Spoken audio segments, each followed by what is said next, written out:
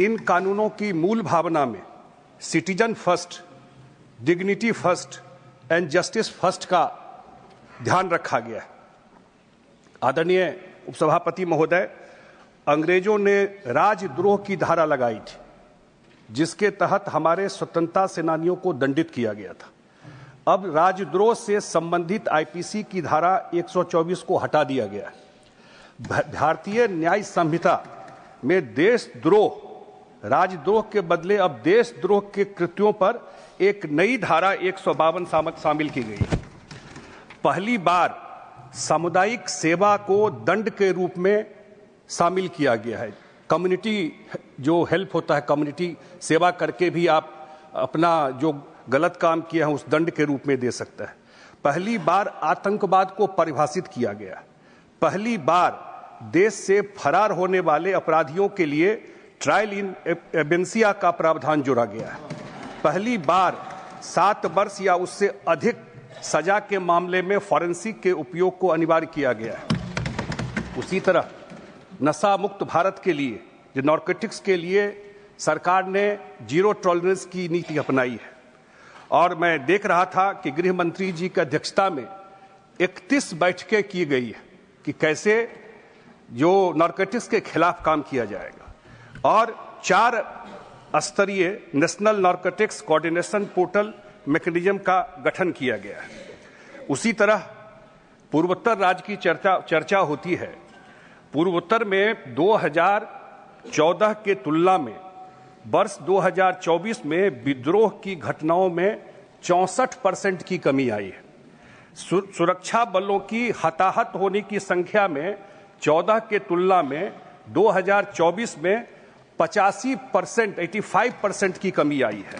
नागरिकों की मृत्यु में 14 के तुलना में 2024 में 86% की कमी आई है।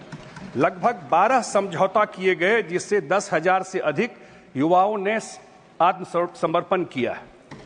एक जो हम लोग बिहार में हमेशा नक्सलवाद का एक प्रभाव रहता था, लोग कहते थे कि पशुपतिनाथ से तिरुपति तक एक लंबा कॉरिडोर है नक्सल का, और मैं बिहार का कंपैरिजन कर रहा हूं।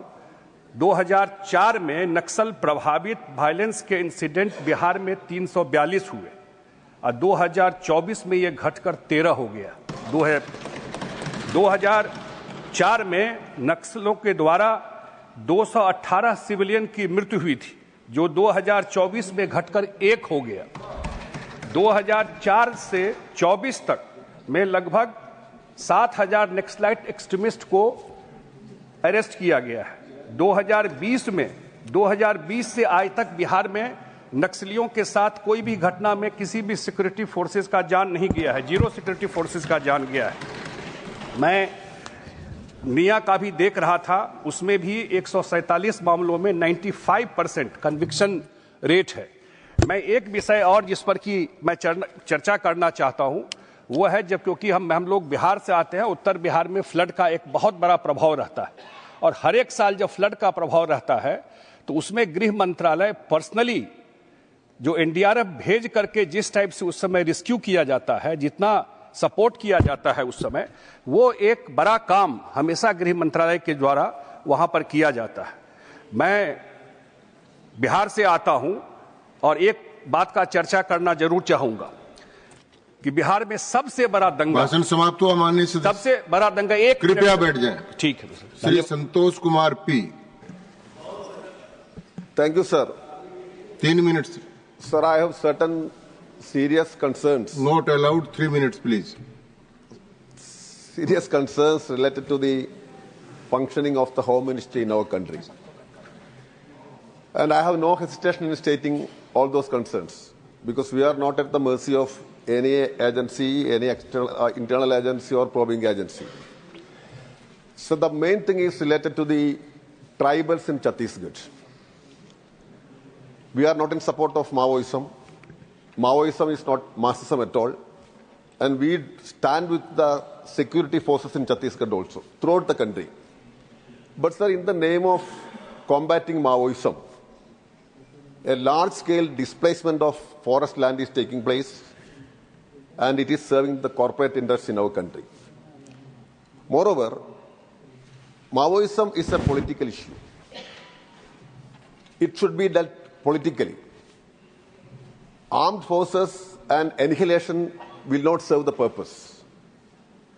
And you are now trying to make a Naxal-free India, but what is happening instead is a tribal Mukt Bharat mein ho jayega.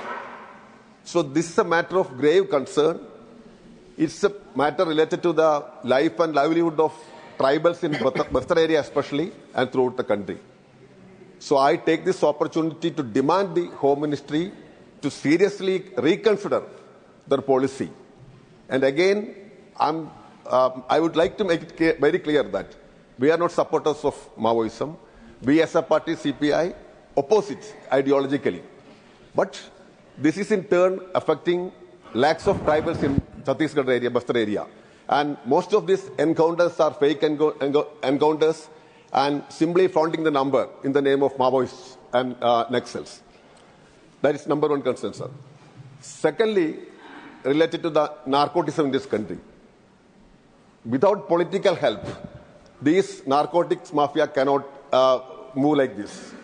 They are getting enormous support from the political leaders, and the nexus between political leaders and narcotics drawn must be enquired properly. Thirdly, sir, related to the census. Census must be conducted as early as possible. As stated by many of our speakers, it's the mother of all data, and delimitation should place accordingly. And I would like to remind the speaker from BJP that it was Arun in 2001, while moving the 84th Amendment to the Constitution, the importance of delimitation not on population basis. It should be based on some other criteria also. And I request the Home Ministry to seriously take into consider all these issues. Thank you, sir. धन्यवाद. श्री रवंग बरा नारजारी. श्री रवंग बरा Narzary. Shri Jose K Mani. Shri K R. Suresh Reddy.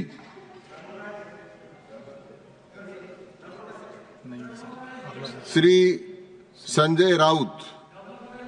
3 minutes. Sir, गृह मंत्रालय के ऊपर हम चर्चा कर रहे हैं, लेकिन मैं देख रहा हूं बहुत से हमारे सदस्य ने औरंगजेब पर चर्चा की। क्या दिन आए हैं कि इस सदन में, इस उच्च सदन में औरंगजेब के ऊपर लोग चर्चा कर रहे हैं, और उसके लिए मैं मानता हूं जिम्मेदार सर हमारा गृह मंत्रालय है। अगर समय रहते 3 मिनट तो मेरे पास है, वो तो मुझे बोलने दीजिए। अगर गृह मंत्रालय ने, देश के गृह मंत्रालय ने ऐसी जो ताकतें हैं, जो बार बार इस देश में औरंगजेब का नाम लेकर इस देश में अस्थिरता पैदा करने की कोशिश की, उसमें कुछ लोग ऐसे हैं जो महाराष्ट्र में मंत्री है, जो केंद्र में उच्च पदों पर है, तो उनको अगर हम रोके नहीं तो ये देश एक नहीं रहेगा, ये देश अखंड नहीं रहेगा। देश में एकता और अखंडता कायम रखने का काम ये गृह मंत्रालय का है। लेकिन मैं देखता हूं सर, कुछ सालों से इस देश को पुलिस स्टेट बना दिया है, पुलिस स्टेट। और उनका काम क्या है कि विरोधियों को कमजोर करना, पॉलिटिकल पार्टियों को तोड़ना, यह गृह मंत्रालय का काम है हर जगह। एमपी विधायक, उनको खरीदने के लिए पुलिस की मदद देना। अगर ये हो जाएगा तो जो असली काम है गृह मंत्रालय का, लॉ एंड ऑर्डर रखना, सुरक्षा रखना, एक मणिपुर कल तक जल रहा था, लेकिन अब महाराष्ट्र को भी जला दिया, महाराष्ट्र को जला दिया। नई लाशें बिछाने के लिए गड़े मुर्दे आपने उखाड़ दिए,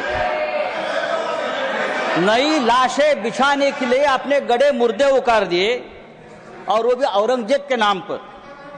300 साल में नागपुर में कभी आपके बच्चे विदेश में काम करे और जो गरीब बेरोजगार बच्चे हैं उनका आप दिमाग माननीय संजय राउत जी भाषण समाप्त लगा दिया है। सर मैं कहता हूं ये इस प्रकार का काम रोकने की जिम्मेदारी समाप्त हुआ। माननीय सदस्य श्री राम जी श्री मस्तान राव यादव बीड़ा 3 minutes. Thank you for giving me opportunity to speak on the Home Affairs, sir. On behalf of our leader, Honorable Chief Minister Sri Nara Chandrababu Naidu Garu, I would like to extend my congratulations to Sri Amit Shah ji and the entire Ministry of Home Affairs for their tireless efforts and commendable work in ensuring that our country remains robust and prepared for any calamity, be it man-made or natural, in nature.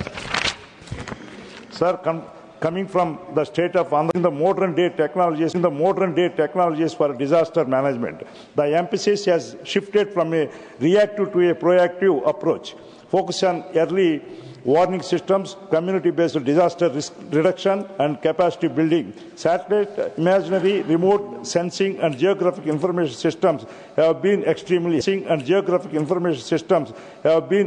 helpful. With social media, evolving security environment. As we enter the age of technology, there is a need